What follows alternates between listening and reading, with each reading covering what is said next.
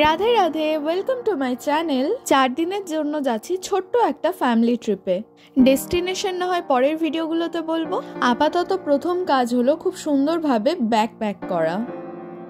সবার প্রথমে আমি একটা লিস্ট বানিয়ে নিয়েছিলাম যে জিনিসগুলো আমি আমার সাথে ক্যারি করব, এবং যে জামা কাপড়গুলো যেই দিনকে পরবো তার জন্য একটা আলাদা লিস্ট বানিয়ে নিয়েছিলাম এবং সবার প্রথমে সেগুলোকে আলাদাভাবে রেখে দিয়েছিলাম গুছিয়ে।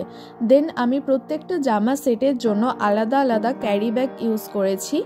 আপনাদের কাছে যদি ছোট ছোট পাউচ থাকে তাহলে তো আর কোনো কথাই নেই।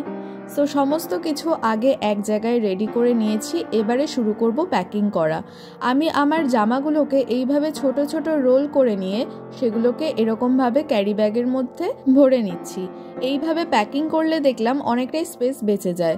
যে জামাগুলো আমার প্যাক করা হয়ে যাচ্ছে সেইগুলোতে লিস্টে একটা টিক মার্ক দিয়ে নিচ্ছি।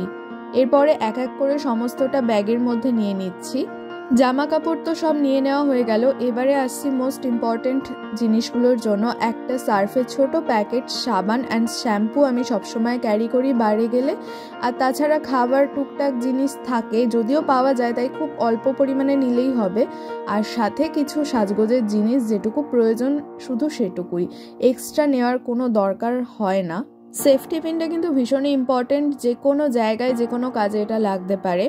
সাথে নিচ্ছি কিছু টিস্যু পেপার, এটাও কিন্তু খুবই প্রয়োজনীয়।